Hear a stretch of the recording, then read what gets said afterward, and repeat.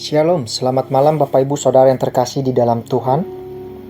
Renungan hari ini terambil dari Efesus 3 ayat 4-6. Gini firman Tuhan. Apabila kamu membacanya, kamu dapat mengetahui daripadanya pengertianku akan rahasia Kristus, yang pada zaman angkatan-angkatan dahulu tidak diberitakan kepada anak-anak manusia, tetapi yang sekarang dinyatakan di dalam roh kepada rasul-rasul dan nabi-nabinya yang kudus, yaitu bahwa orang-orang bukan Yahudi karena berita Injil turut menjadi ahli-ahli waris dan anggota-anggota tubuh dan peserta dalam janji yang diberitakan dalam Kristus Yesus. Bapak Ibu Saudara yang terkasih dalam Tuhan, dalam kehidupan kita setiap hari, pernahkah kita membaca firman Tuhan? Jika kita sudah pernah membaca, apakah kita sudah langsung mengerti apa yang firman katakan itu? Bapak Ibu Saudara, di sini kita belajar dalam bagian sebelumnya telah dijelaskan bahwa pemenjaraan Paulus sangat berkaitan erat dengan rahasia Kristus Yesus yang dipercayakan kepadanya, dan Paulus sangat sadar akan hal itu.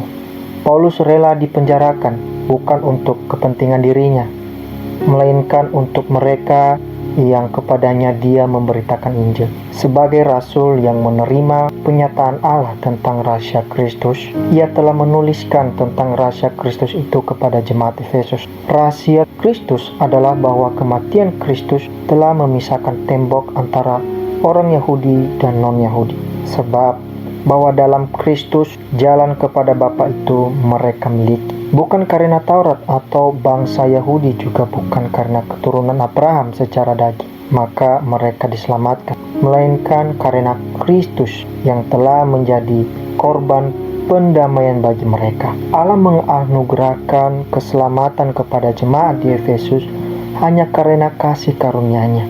Allah telah memilih orang yang diperkenannya sebelum dunia dijadikan. Rahasia Kristus inilah yang telah dituliskan oleh Paulus kepada jemaat di Efesus, dan ia rindu mereka membaca tulisannya supaya mereka mengetahui bahwa keselamatan bukan hanya khusus untuk orang Yahudi, tapi juga untuk orang non-Yahudi. Bapak Ibu dan Saudara, sebelum para nabi atau penulis perjanjian lama dan para rasul penulis perjanjian baru serta penulis lain yang bukan nabi dan bukan rasul, maka berita keselamatan kepada orang asing yang bukan keturunan Abraham, bukan keturunan Israel belum diberikan.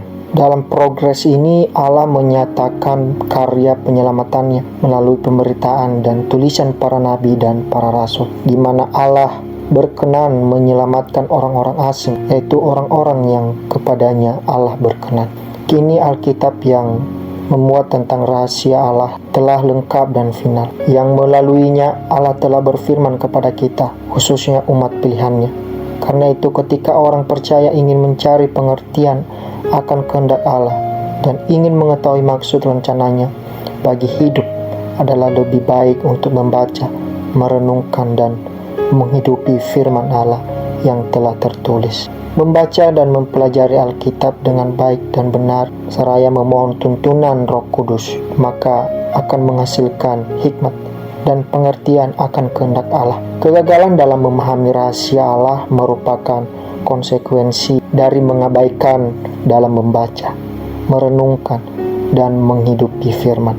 Dalam ayat 6 di sini Paulus dengan tegas menyampaikan kepada jemaat di Efesus tentang status orang yang bukan Yahudi yang telah menerima dan percaya kepada pemberitaan Injil. Yang pertama, mereka adalah turut menjadi ahli-ahli waris. Kedua, mereka adalah anggota-anggota tubuh. Dan ketiga, mereka adalah peserta dalam janji yang diberikan dalam Kristus Yesus. Inilah gambaran gereja yang autentik, yaitu kumpulan orang-orang yang dipanggil oleh berita Injil, yang terdiri dari berbagai latar belakang dan perbedaan, tetapi dipersatukan dalam kasih, diikat dalam satu janji, yaitu janji keselamatan dalam Kristus Yesus Tuhan, Juru Selamat dunia. Kiranya firman Tuhan memberkati. Amin.